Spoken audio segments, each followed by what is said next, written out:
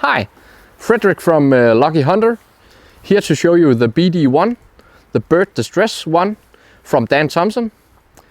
One of my favorite calls, especially because of the bird distress is really good for the young fox out there, but also because it has a high pitch tone.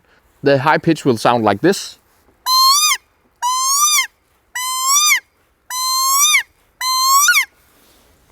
And the bird distress will sound like this. Here you need to roll with your tongue to get the bird distress.